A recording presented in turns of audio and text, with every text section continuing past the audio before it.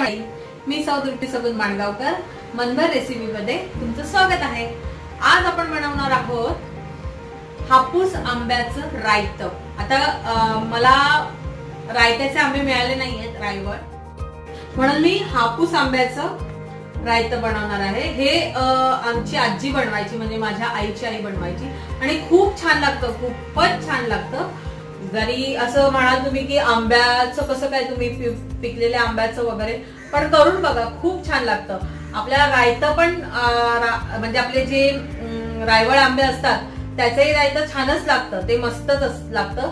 पण हापूस आंब्याचं खूपच छान. आता जर तुमच्याकडे रायवळ आंबे असतील तर त्याचंही करा, नसतील तर हापूस आंब्याचं करा. माझ्याकडे आता हापूस आंबे आहेत, त्याच्यामुळे मी हापूस आंब्याचं करते. आणि हापूस आहे रत्नागिरी हापूस आहेत. तर आपण त्याचं आता करायला घेऊया. साहित्य काय काय ते बघूया. हे बघा, हे मी 2 आंब्याचा पल्प काढून घेतलाय. थोडासा मी हँड ग्राइंडरने थोडासा मॅश करून घेतलाय आणि त्याच्यामध्ये एकच फक्त मी आंब्याची बाट घालते, म्हणजे थोडस चोपायला आणि छान लागतं ते एकदम, म्हणून आंब्याची बाट. आणि त्याच्यानंतर आहे हा हापूस, म्हणजे रत्नागिरी हापूस आंब्याचा पल्प आहे. जिरं, राई, फोडणीला तेल, हिंग, मालवणी मसाला, लसूण आणि कढीपत्ता. आणि आपण हे बनवणार आहोत सोरकुल मध्ये. तर चला आता आपण बनवायला तयार करूया. त्याप्रमाणे परत एकदा सांगते की मातीचं भांड गॅसवर ठेवताना आधीच त्याच्यामध्ये तेल किंवा जे काही करत असाल ते आधीच त्याच्यात घालून घ्यायचंय आणि मग गॅसवर ठेवा. आणि जर तुम्ही पेस्ट बनवत असाल किंवा खीर बनवत असाल तर ते आधी थोडंसं घालून घ्यायचं आणि गरम करायचं आणि मग हे करायचं. आता बघा, माझं हे तेल पूर्ण गरम झालंय आणि मातीचंही भांड छान आतून गरम झालंय. गरम असतं तरी हे थंड लागतंय. आता आपण ह्याला फोडणी देऊया. 1 चमचा राई,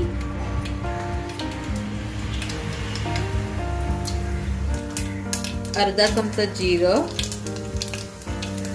हे लसूणचे काप, म्हणजे मी बारीक कापून घेतले, ठेचून घेतले तरी चालेल. आता आपल्याला लसूण ह्याच्यामध्ये घातल्याच्यात कढीपत्ता छानसा, आणि आता घालायचं आपण हे हिंग आणि मालवणी मसाला. आपण जास्त नाही घालायचंय, थोडासा घालायचंय, एक तिखट गोड आंबट अशी टेस्ट साठी. आता हे मिक्स केलं. आपण ह्याच्यात घालणार आहोत ही आंब्याची बाट आणि ह्या आंबाची प्युरी. वा वा, फोडणीला एक छान सुगंध आलेला आहे, एकदम छान सुगंध आलेला आहे फोडणीला. आणि हे छान परतून घ्यायचं. हे जे भांड्याला थोडस राहिलंय त्याच्यात मी आता थोडं पाणी घालून घेणार आहे. हे भांड धुवून घेतलंय आणि ह्याचं आपण पाणी ह्याच्यात सोडतोय. ह्याच्यात पाणी पण जास्त नाही घालायचंय. हे छान मिक्स करायचं. बघा, मी मीठ मगाशी मीठ दाखवलं नव्हतं, तर आता आपल्याला ह्याच्यामध्ये चवीनुसार मीठही घालायचंय. आणि मी ह्याच्यात चवीनुसार हे मीठ घातलंय आणि आता हे मी एकत्र करून घेते. आणि हे छान खतखतलं की मग झालं. गॅस बंद केलाय आणि तरी पण ते आतल्या आत शिजतंय. हे बघा, थोडं थोडं बुडबुडे येत आहेत. आता आपलं हे रेडी झालं. आता मी सर्व करते.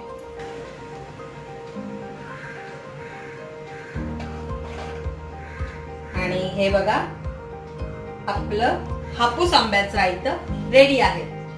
हे तुम्हाला कसं वाटलं, आवडलं की नाही हे मला कमेंट मध्ये नक्की सांगा. लाईक करा, शेअर करा, सबस्क्राईब करा आणि बेल आयकॉन बटन दाबायला विसरू नका. आणि हे नक्की बनवा हा, म्हणजे आपलं रेग्युलर रायत्यापेक्षा हे रायतं जरा वेगळंच लागतं आणि खूप छान लागतं, मस्तच एकदम. धन्यवाद, काळजी घ्या आणि घरीच थांबा. Bye bye.